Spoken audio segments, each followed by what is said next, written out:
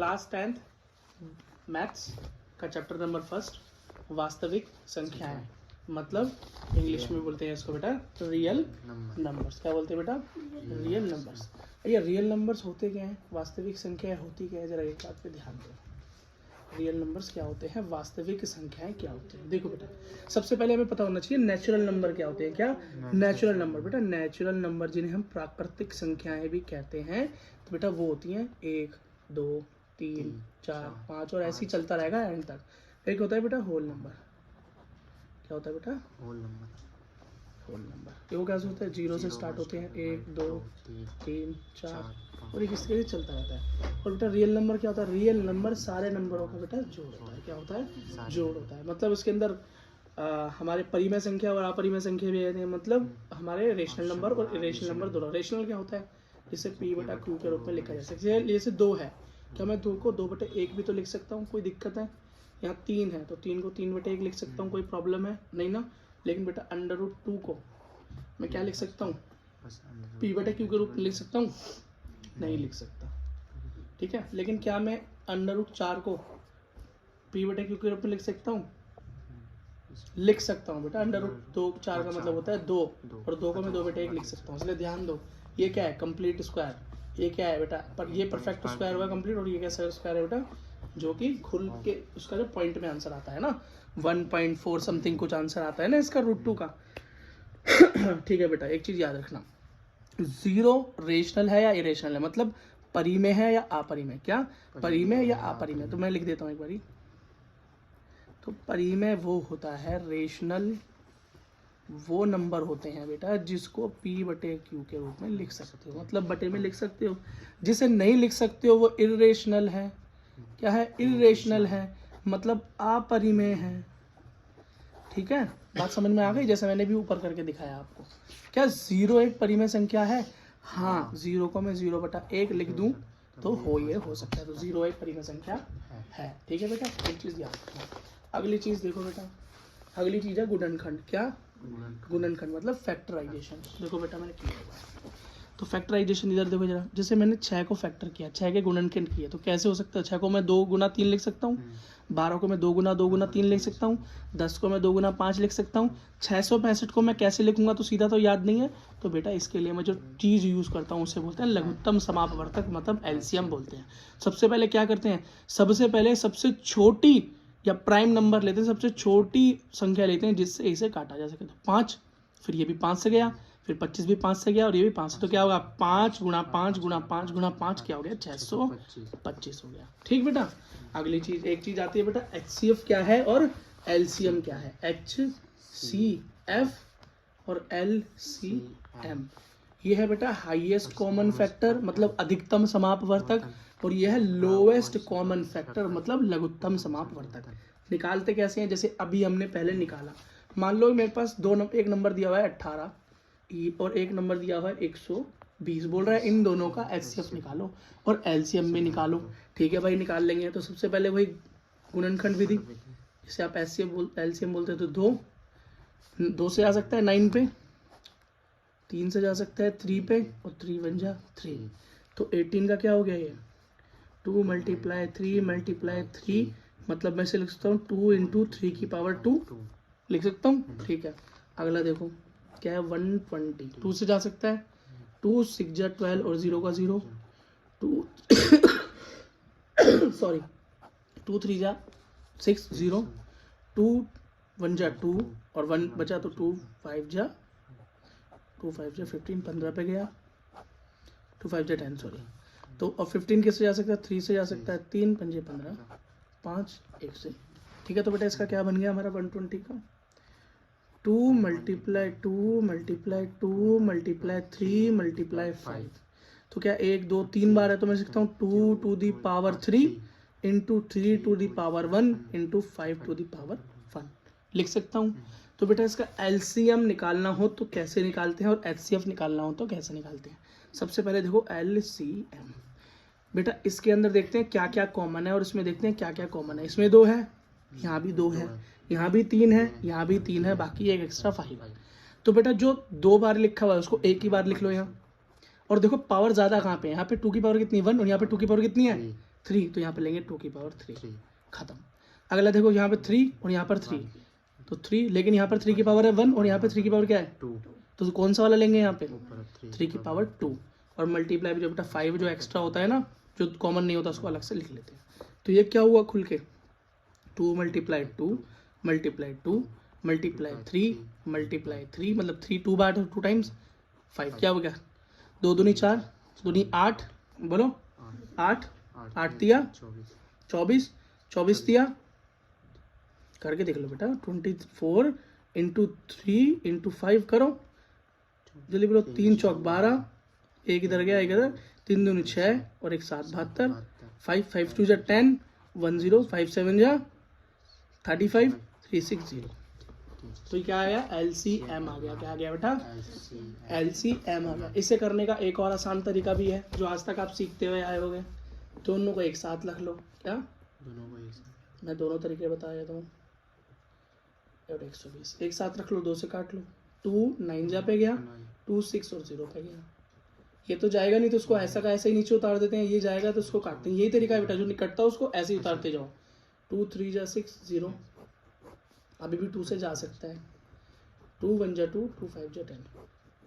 अब ये 2 से नहीं जाएगा, अब ये 3 से जाएगा, 3 3 जा 9 3 5 जा 15, अभी भी 3 से जा सकता है, 3 1 जा 3, अब 5 का 5 बचा, अब 5 तो 5 से जा सकता है। जरा इसको लिखो, ये क्या आया, तो ये आया 2 multiply 2 multiply 2 multiply 3 multiply 3 multiply 5। देखना जरा, यही तो आया जो हमने इस तरीके से किया था, यहाँ भी तो यही आया, यहाँ भी आया। तो बेटा तरीका कोई सा भी यूज करो, आंसर हमेशा एक ही आएगा। क्या एक ही आएगा? हाँ, तो मैं इससे लिख सकता हूँ 2 की पावर 3 मल्टीप्लाई 3 की पावर 2 मल्टीप्लाई 5, है ना। 2 की पावर 3 होता है 8, 3 की पावर 2 क्या होता है 3 3 या 9 इंटू 5। इस तरीके से करोगे तो बेटा आंसर आ जाएगा। 8 निम 72 5 300, खेल खत्म। ठीक है बेटा, अब रह गया HCF। HCF कैसे निकालते हैं, जरा यहाँ देखो, जरा यहाँ से देखो। ये मैंने ये 120 का ये निकाला था और ये 18 का निकाला था। एक बार मैं दोबारा साफ साफ लिख देता हूँ तो समझ में आ जाएगा। ठीक है बेटा, देखो, ये हो गया 18 का हमने निकाला था 2 मल्टीप्लाई 3 मल्टीप्लाई 3, जिसे मैं लिख सकता हूँ 2 इंटू 3 की पावर 1, और अगला है 120, जिसे मैं लिख सकता हूँ 2 multiply 2 multiply 2 multiply 3 multiply 3 multiply 5। तो मैं इसे लिख सकता हूँ 2 की पावर 3 मल्टीप्लाई 3 की पावर 2 और 5 की पावर 1 लिख सकता हूँ। HCF। तो बेटा इसके अंदर भी हम क्या देखते हैं, कॉमन देखते हैं। क्या देखते हैं, कॉमन देखते हैं। क्या देखते हैं बेटा, कॉमन। तो क्या यहाँ पे कॉमन क्या है 2, और यहाँ भी क्या है 2, लिखो 2। अब यहाँ पावर कौन सी लेंगे, 3 वाली कि 2 वाली। तो बेटा HCF के अंदर हम उल्टा करते हैं, HCF में हम कम पावर वाला लेते हैं। तो क्या है 2 की पावर 1 मल्टीप्लाई 3, अब 3 की पावर यहाँ क्या है 2 और वहाँ क्या है 3 की पावर 1, यहाँ लेंगे 1। और जो बेटा कॉमन नहीं होता उसे नहीं लिखते, उसे नहीं लिखते। तो ये हो गया 2 की पावर 1 का मतलब 2, 3 की पावर 1 का मतलब 3, 6। HCF क्या आया बेटा 6 आया। ठीक है, समझ में आ गया।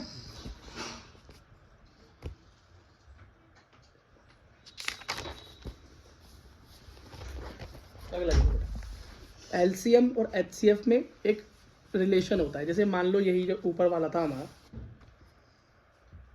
तो HCF मल्टीप्लाई LCM क्या हमेशा A मल्टीप्लाई B होता है। अब ये A और B क्या है बेटा, कोई भी दो नंबर। तो उस केस में क्या था, पहला 18 और दूसरा 120 था।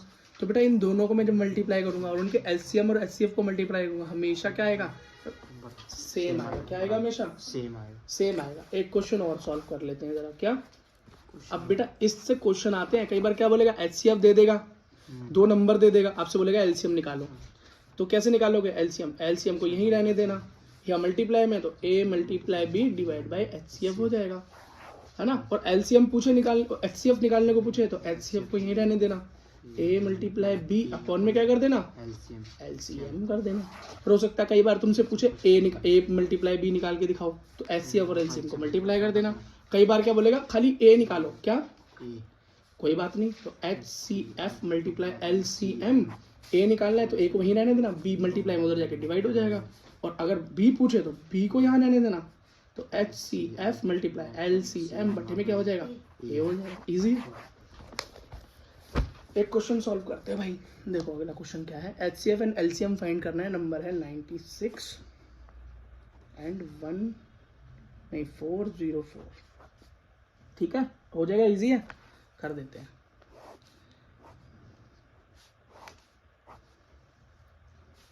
टू से करो, 2 4 जा 8, 1 बचा, 2 8 जा 16, 18, 2 4 1 2 6 3 1 2 0 2 1 0 1।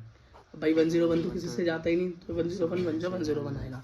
तो ये आ गया 96 को मैं क्या लिख सकता हूँ, 2 multiply 2 multiply 2 multiply 2 multiply 2 multiply 3, मतलब 1 2 3 4 5। कितना, 1 2 3 4 5। तो मैं लिख सकता हूँ 2 टू द पावर 5 मल्टीप्लाई 3। और अगला है 404 को मैं क्या लिख सकता हूँ, 2 मल्टीप्लाई 2 मल्टीप्लाई 101, मतलब 2 टू द पावर 2 मल्टीप्लाई 101। ये लिख सकता हूँ ना बेटा, कोई दिक्कत नहीं है। अब बेटा HCF कैसे निकालते थे बताओ, कॉमन चेक करो क्या आ रहा है, कॉमन क्या आ रहा है, सिर्फ 2 आ रहा है, सिर्फ 2 आ रहा है और कुछ नहीं आ रहा, तो 2 लिखेंगे। पावर कम कौन सी है, यहाँ 5 है या 2, तो 2 लेंगे। तो 2 की पावर 2 गया, 2 इंटू 2 इक्वल्स टू 4 हो गया। और LCM क्या निकालते हैं भैया, कॉमन वाले भी लिख लो और बिना कॉमन वाले भी लिख लो। तो कॉमन वाला 2 और पावर ज्यादा किसकी है 5, तो 5। अगला क्या है 3 और अगला क्या है 101, नीचे सबकी मल्टीप्लाई कर दो। 2 की पावर 5 होता है बेटा 2 दूनी 4 दूनी 8 दूनी 16 दूनी 32 32 मल्टीप्लाई 3 मल्टीप्लाई 101, 3 2 जा 6 3 3 जा 9 101। बेटा इसका आंसर आया, हमारा आंसर आया इसका 9696। ठीक है, तो LCM भी आ गया और HCF भी आ गया। अब ये बोल रहा है भैया इसको चेक भी करना है, इसे चेक भी करना है, तो कर लेंगे। हमें पता है भाई फॉर्मूला होता है HCF multiply LCM is equals to A multiply B, ये फॉर्मूला होता है ना, कोई बात नहीं भाई। तो LCM और HCF था 4, LCM क्या है 9696, नंबर A क्या था 96 और नंबर B क्या था 404। 4 को मल्टीप्लाई करोगे ना इससे, तुम्हारा आंसर आएगा 38784। चेक कर लेना। और बेटा सेम यही आएगा 38784। चेक हो गया, HCF LCM करेक्ट था क्या, करेक्ट था। अब बेटा याद रखना, हमेशा HCF की वैल्यू क्या होती है और LCM की वैल्यू को अगर आप कभी कंपेयर करोगे तो LCM हमेशा ज़्यादा आता है, बड़ा नंबर होता है, और HCF हमेशा छोटा नंबर होता है। नाम ही है हाईएस्ट कॉमन फैक्टर, अधिकतम समापवर्तक, वैल्यू क्या आती है कम। ये नाम क्या है, लोएस्ट कॉमन फैक्टर पर वैल्यू आती है ज़्यादा। बस इस बात को याद रखना, एक ट्रिक है क्वेश्चन सॉल्व करने की या बड़े क्वेश्चन को समझने की। अगला बेटा एक क्वेश्चन है, क्या है क्वेश्चन है एक्सरसाइज 1.2 का, किसका 1.2 एक्सरसाइज निकालते हैं हम।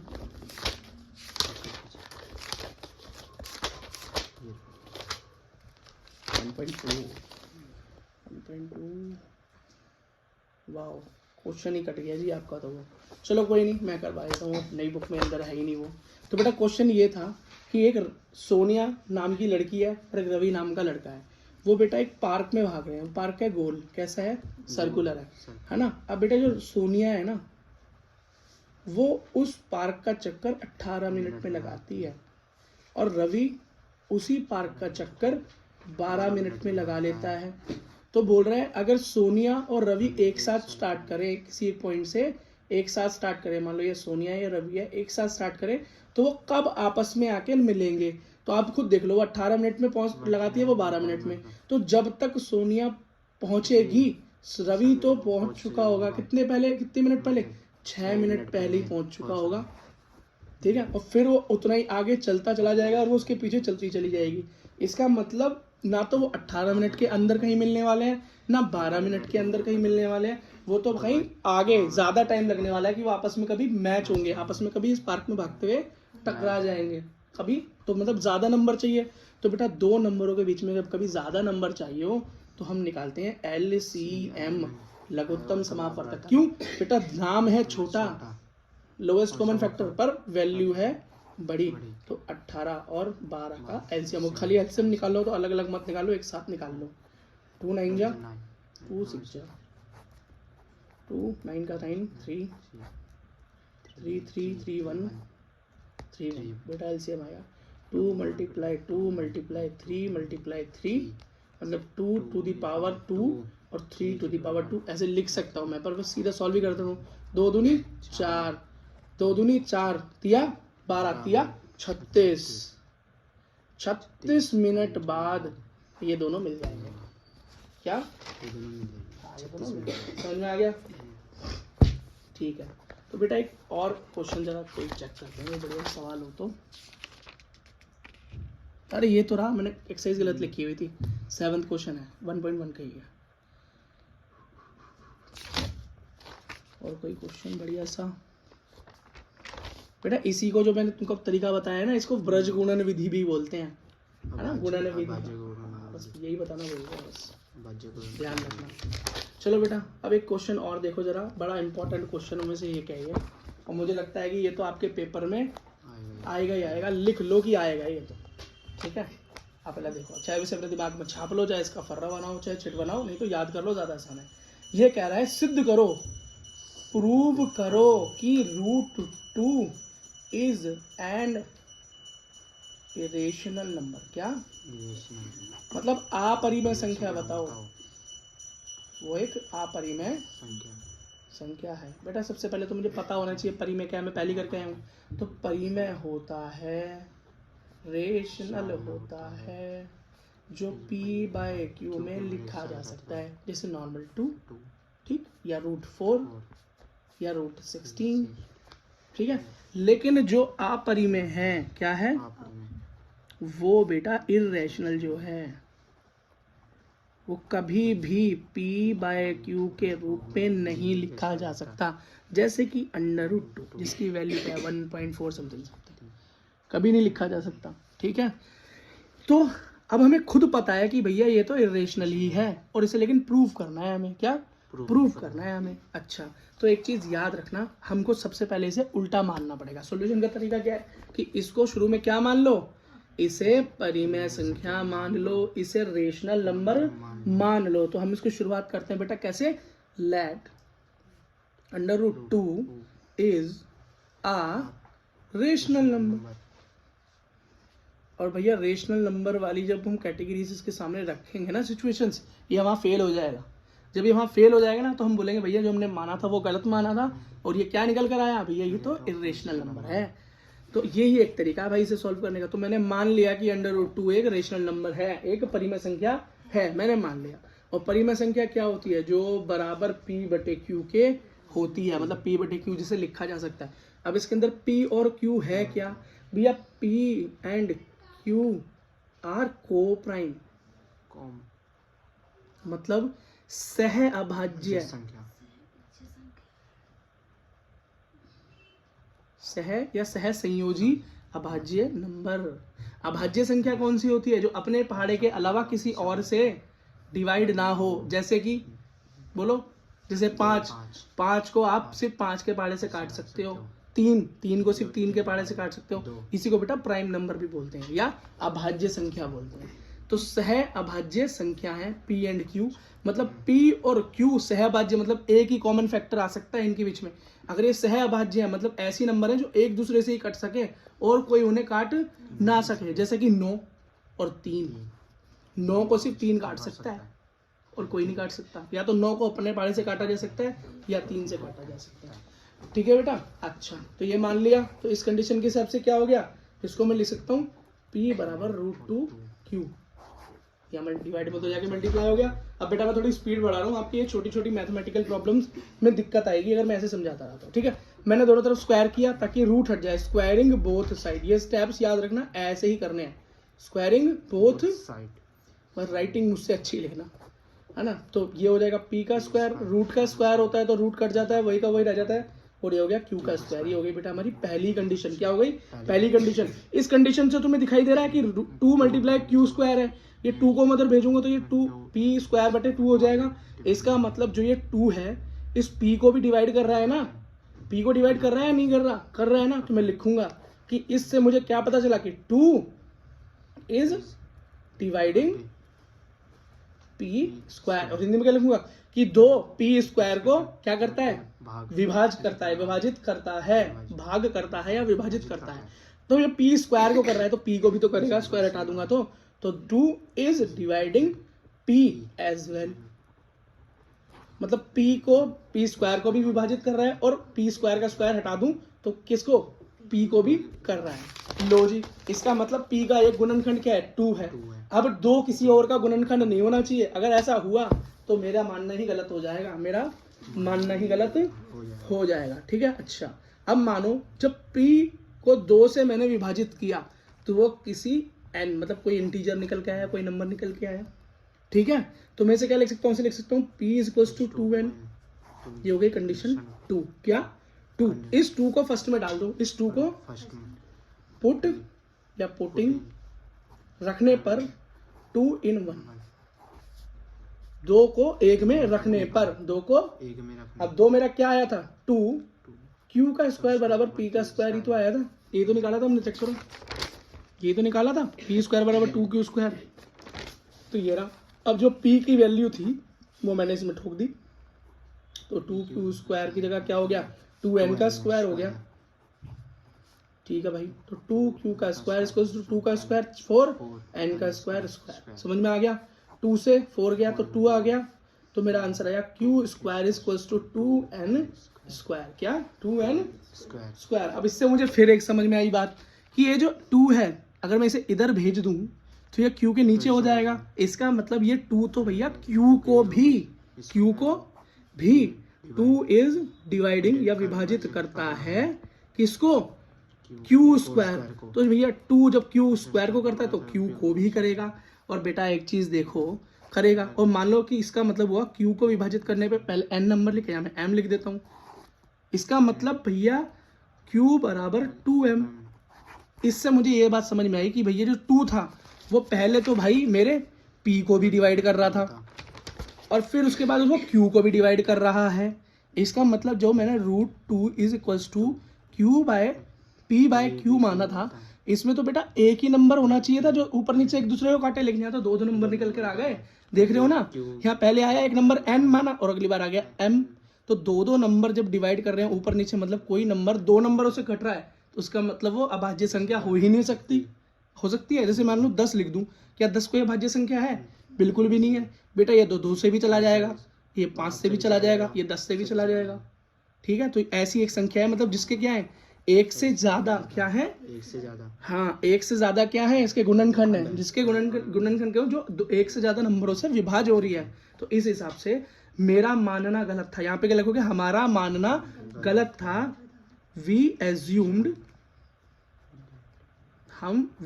दैट, देखो मैंने लिखा हुआ है, दिखा देता हूँ, देखो बेटा, we assumed that p and q are co-primes having only one number in common, but here we clearly see that p and q have 2 common factors, n and m, so our assumption was wrong. √2 is not a rational number, is a rational number, hence proved। बात खत्म। तो बेटा इसके अंदर हिंदी वाले बच्चे क्या लिखेंगे, हमने जो माना था p बटे q जो क्या लिखे थे, सह अभाज्य संख्या थी, कैसी, सह अभाज्य संख्या, ऐसी अभाज्य संख्या जिनके अंदर सिर्फ एक ही नंबर को एक दूसरे को काट सकते हैं। लेकिन यहाँ तो हम क्लियरली देख सकते हैं कि भैया p भी कट रहा है एक नंबर से और फिर q भी कट रहा है दूसरे किसी नंबर से, तो दोनों के अंदर एक से ज्यादा कॉमन फैक्टर है, एक से ज्यादा उनके क्या है, भाज्य होने वाली संख्या है। तो भैया मेरा तो ये कंडीशन गलत सिद्ध हो गई। √2 को जो मैंने रेशनल माना था वो परिमेय संख्या गलत माना था, वो तो एक अपरिमेय संख्या है, वो तो एक इरेशनल नंबर है, हैंस प्रूफ। ये बेटा बहुत इंपॉर्टेंट है, इस पर मैंने इसलिए टाइम लगाया है क्योंकि ये आएगा ही आएगा। अब आप बोलोगे नहीं भैया ये तो ऐसा तो आता नहीं, इससे बड़ा वाला आता है। ठीक है भाई, बड़ा वाला ऐसे ही तो आता है कुछ, जैसे दे देगा 5 + √2, प्रूफ करो ये रेशनल है। तो बेटा इससे क्यों डर रहे हो, तो और ज्यादा आसान है। देखो इसके अंदर ये क्या है, सबसे पहले इसको इरेशनल प्रूफ करना है ना, मतलब अपरिमेय प्रूफ करना है ना, अपरिमेय है कि नहीं। अरे तो क्या दिक्कत है, वही स्टेप फॉलो करो। पहले मान लो, लेट, माना, क्या मान लो कि भाई 5 + √2 क्या है, एक p बटे q के बराबर है। इसका मतलब क्या है, रेशनल नंबर है, मतलब परिमेय संख्या है, परिमेय संख्या है, मान लो, क्या मान लो, ठीक है भाई मान लिया। अब क्या बनेगा ये, तो ये देखो क्या बन जाएगा, अगर मैं p को यहीं छोड़ दूं, ठीक है sorry √2 is equals to 5 plus में उधर भेज दूं तो p/q -5 हो जाएगा। बेटा एलसीएम होगा, इसके नीचे कुछ नहीं तो 1 लगाएंगे तो ये हो गया √2 is equals to p - 5q/q। समझ में आ गया। अब आप ये पूरा देखो, जिसे मैंने p/q के रूप में माना है, जिसे मैंने वो किसके बराबर लिख दिया, मैंने √2 के बराबर लिख दिया, कितना √2 के बराबर लिख दिया, ठीक है। अब एक बात बताओ, अभी मैंने पिछले क्वेश्चन में क्या प्रूफ किया था, क्या सिद्ध किया था कि √2 एक अपरिमेय संख्या है। क्या सिद्ध किया था, अपरिमेय संख्या, मतलब इरेशनल नंबर है। इतना लंबा फॉलो करके स्टेप्स, 2 स्टेप्स में ये निकाला था, और उसके बराबर मैंने ये नई वाली संख्या रख दी जो मुझसे मानी गई थी ये। तो ये देखो, जो अगर ये अपरिमेय संख्या के बराबर है तो ये खुद भी तो अपरिमेय हो गई है ना। तो हैंस इसलिए ये पूरी संख्या या 5 + √2 इज इरेशनल, मतलब अपरिमेय। बस बेटा यही करना था। लेकिन अगर आपको ये बड़े नंबर में आ जाए, क्या बड़े नंबर में, अगर 2 नंबर में आ जाए, 3 नंबर में आ जाए, तो ये इतने में काम चल जाएगा। लेकिन अगर ये बड़े नंबरों में आ जाए तो क्या करोगे, तो बेटा सबसे पहले दिखाओ, सबसे पहले यहाँ जो भी होगा ना, √2 की जगह 3 दे देगा, 3 की जगह 5 दे देगा, ठीक है। तो कुछ नहीं करना बेटा, सबसे पहले इसे सॉल्व करना, पर 2 की जगह 5 या 2 की जगह 3 या 2 की जगह 7 जो भी हो वो लगाते चले जाना। इसको बेटा स्टेप बाय स्टेप ऐसे ही फॉलो करना है, और फिर उसके बाद जो भी प्लस में लिखा हो उसको ऐसे लिख के, जैसे मैंने अभी आपको बताया, √2 को इधर छोड़ के, या √2 5 हो या √6 जो भी इधर रखा हो यहाँ पे, उसके बराबर पूरा कॉम्प्लेक्स लिख के आप खुद लिख देना कि मैंने अभी ये प्रूफ किया था कि ये इरेशनल है, so this complex is also irrational number. और बेटा ये 100% आने वाला है पेपर में, बस ठीक है बेटा। इसी के साथ चैप्टर की वीडियो खत्म।